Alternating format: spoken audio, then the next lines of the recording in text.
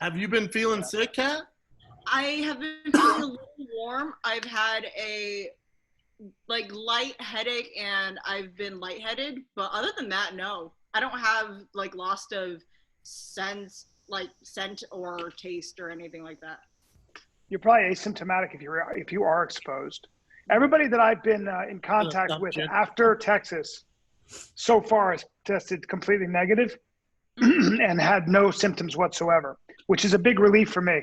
And I will say that I've been a little humbled, and I apologize because I was not careful enough when I came back. It's one thing to take a risk on my own, which I've always taken responsibility for, to say, I'm going to go, I'm going to do stand up. And if I catch it, I catch it. But I wasn't thinking on many levels, which was dumb. I had to go see my parents on Friday. It never dawned on me to be even more careful. I exposed some friends without thinking about it. So all of that stuff was my mea culpa. I was wrong, and I apologize. I think I was inconsiderate, and I've been humbled because this is lingering for me. It's not like I'm over it. I'm fine, but I can see people not being fine. And so obviously, as we know, if you're older, you have existing morbidities, it's very dangerous. So I've been a little humbled.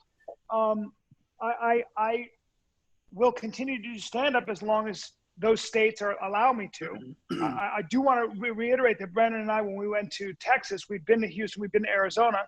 We had to go ahead to go do stand up by the Board of Health, by the club, and by the state.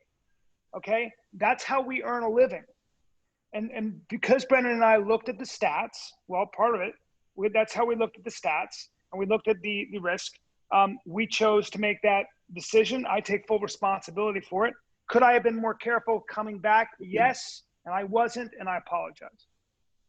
So that's what I have to say. Yeah, I mean, if you would have told me that I'd have to be away from my family for 2 weeks because of this, I wouldn't have done any of the shows. I don't know if I'm going to do more shows in July either. I don't know if it's worth it. So. Well, yeah, I'm going to have to push Addison, but Brennan, you now have the antibodies. Yeah, so. I'm aware. It's more of I would be fine. It's more I don't know. Right. Yeah, I don't know. Well, that's how I feel. It's like, I'm gonna sit over here because I think my face looks better. Yeah, I feel like I know what you're saying. Like I just feel like there's it's too fucking bright.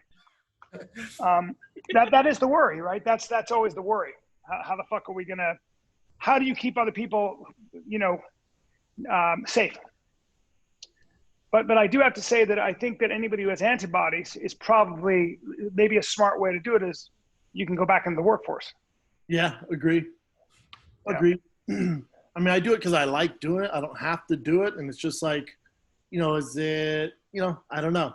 I'm weighing the pros and the cons and figuring everything out. Yeah. It's a little humbling when you get sick. Yeah, I've been fortunate enough where it hasn't been too bad at all, thank God. But yeah. If I could redo it, I wouldn't have went. It's just not worth it to risk my family and stuff like that. And I really didn't think about it. All I was really thinking about was like you and me and doing the shows and everyone. I didn't think about it either. And then I get home and it's like, fuck, dude, I got 2 little kids.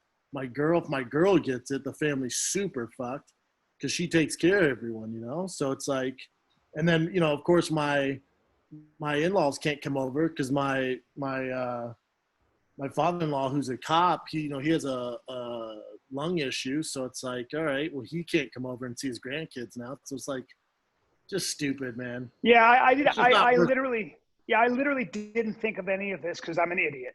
Like I'll be honest. I was going to see my parents on Friday, and they're 80, and I didn't even think of that. So I was very tone deaf to it. So yeah, I've been humbled. I'm sorry. Stupid. If someone's like, hey, you can tour these 3 cities, or you can wait till August and tour when it's safe. Because if it's not safe though. The problem is it's not safe, and the problem is it's never going to be safe. And I'm not waiting. I have to say this too. I'm not waiting until a vaccine comes out. I can't. No, that'd be. And I don't think any of us can. I think that this is the dilemma that we're in as an economy and as a world. I think if you're a journalist, if you're a politician, if you are somebody who has a job, no matter what, if you have reserves, you can talk about a shutdown lasting 2 years. I think most people can't. No, that's unrealistic. Yeah. So yeah. I don't think nothing says August or September is safer than fucking July. Yeah, So I wonder if somebody, I'm not hearing alternatives.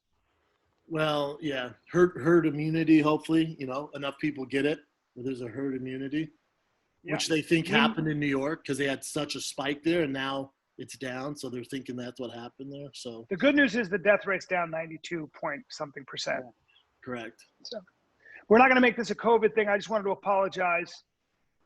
Eat a little crow. Sorry to be a fucking idiot, but that's not the first time for me anyway. Yeah, how about I told my dad, I finally told him, and I tell him, I go, Dad, I actually have pretty mild symptoms, not that big of a deal. And then pause for about 5 seconds, and he goes, yeah. It's like, come on, man. That's fair. It's like people want you. It's like people want you to have worse symptoms. Like, what's wrong with people, man? A lot of people wish we were way sicker, and I don't blame them because we've been talking a big fucking game like idiots.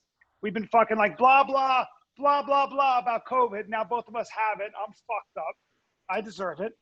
Yeah, I wasn't careful. Here's the thing. I don't know how. By the way, you know how we got it. I'm telling you how we got it. You can say whatever you want. When we're coming off stage, first of all, it didn't help that we shared a mic too. We shared a mic. It's not that. I'm going to tell you what it is, because we all came in there negative.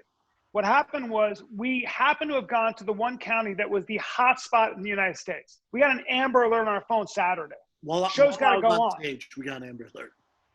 I mean, yeah, that's crazy, because remember when we got there Thursday, I read, I think it was Friday, that cases had spiked in Arizona and Texas. So I was like, oh, well, we were already there.